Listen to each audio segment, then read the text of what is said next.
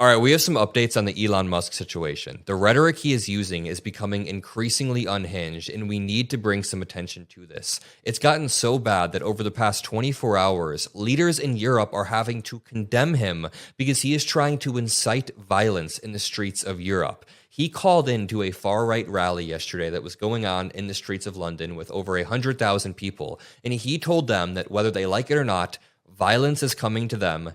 They can't choose it. They either have to, quote, fight back or die. Upon saying that, the crowd began to roar and people are incited. In response to this, Liberal Democrat leader Ed Davey said, Elon Musk openly called for violence on our streets yesterday. I hope politicians from all parties come together to condemn his deeply dangerous and irresponsible rhetoric.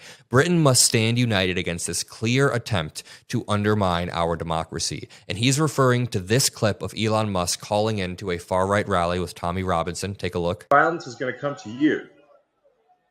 You will have no choice. You're in a fundamental situation here where whether you choose violence or not, violence is coming to you. You either fight back or you die. You either fight back or you die. And that's the truth. Today, Elon, I think the British public are telling the world that they're ready to fight back. Good. Yes. Come on. I'm sorry, Elon Musk is so cringy. Come on, Great Britain. Oh my, look at how he yelled at the end there. Look at this. Yes. Come on, Great Britain. That dude ain't fighting back. He's sitting there from the comfort of his own workplace saying that the people on the streets have to fight back or die. Now, on top of this, Elon Musk is now responding to the Charlie Kirk shooting. End Wokeness posted just a straight lie, quote, multiple trans people in the area posted on September 9th that something big will be happening to Charlie Kirk. This is just a lie. And then Elon Musk quote tweets it and says, terrorist cell. This is the weakest stretch I've ever seen. So they first thought the Charlie Kirk shooter was going to be transgender. Then they thought he was going to be a minority of some sort. Then when they realized he's a straight white male, they were kind of quiet for a day and they were saying, let's just pray for him. And then now they're saying because he lived with somebody who is maybe going to be transgender, that is a problem.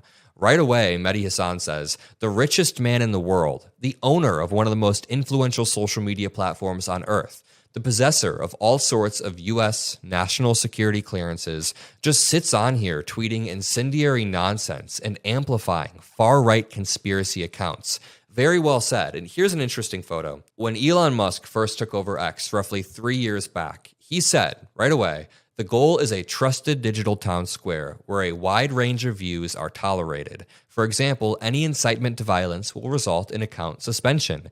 Now he's tweeting over the past few days, quote, the left is the party of violence and hate. The left is the party of murder. Either we fight back or they kill us. Elon Musk is relentlessly inciting violence across not only the United States, but now in Europe. He's trying to leverage every bit of power, attention, wealth, and algorithm that he has at his disposal to elect far-right leaders across Europe, and it is terrifying. To break this down further, I'm going to bring in Mockler Media's lead policy advisor, Micah Irfan. Micah, when you see Elon Musk sending out a barrage of tweets saying the left is the party of violence and hate, then he says the left is the party of murder, then 5 minutes later he says we have to fight back or they will kill us. How do you read the richest man, one of the richest men in the world, trying to incite this violence across the globe?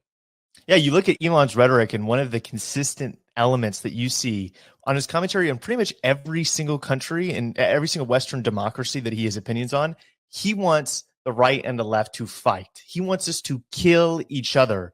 And the question you have to ask is, why does the wealthiest man in the world want so much violence, want so much division within our countries?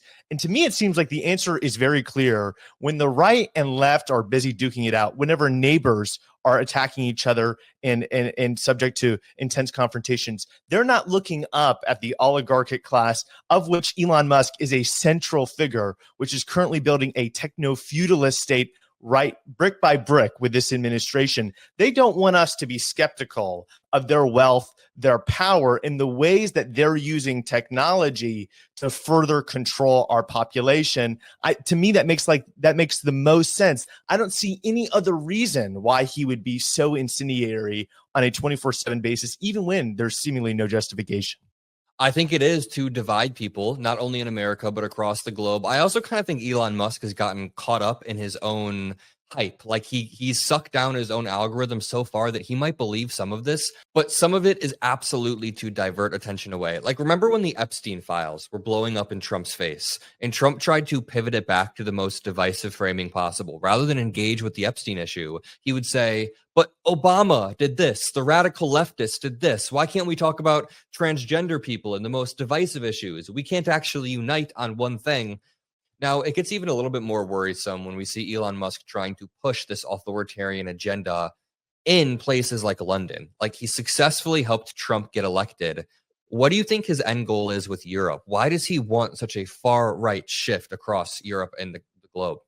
Yeah, I mean, he wants far-right dominion over every country. It's not just the UK. It's not just the United States. It's also Alternative for Deutschland in Germany, which is the closest thing they have to a fascist party in the country. Some would say is a fascist party in the country, which is especially worrisome in a country like Germany, which we know has a storied past with that ideology. And to me, I agree. I think it's a mixture in terms of his motives.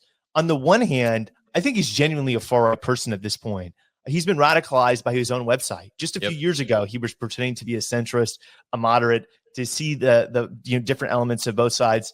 Now it seems like he's appealing to the most aggressive and far-right Twitter accounts. He wants them to retweet him, right? He wants them to like his tweets and to give him positive affirmation. But it also seems like something that he's been able to do is make all of these far-right parties very pro what is in his business interests. And so you kind of have this marriage of far-right nationalist ideology with also the advancement of Elon Musk's specific economic interest. I mean, you remember when Teslas were being sold on the White House front lawn, right? This is a thing about fascism and far-right ideologies.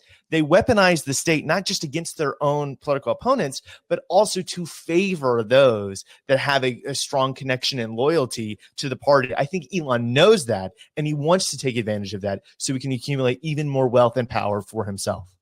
That is what we do here every single day on this channel. We push back. I've made countless videos about Elon Musk's Twitter feed over and over and over. He just has a barrage of lies. We have countless videos about right-wing MAGA hosts, other commentators lying, and we will relentlessly push back. That's why we have Micah as well. He brings the facts, he does the research, statistics, so we can always be on a factual basis and combat Elon Musk's lies with facts. So thank you, Micah. You can find Micah's channel. It's the first link in the description below. Make sure to go subscribe. Thank you, Micah. Thank you to you all.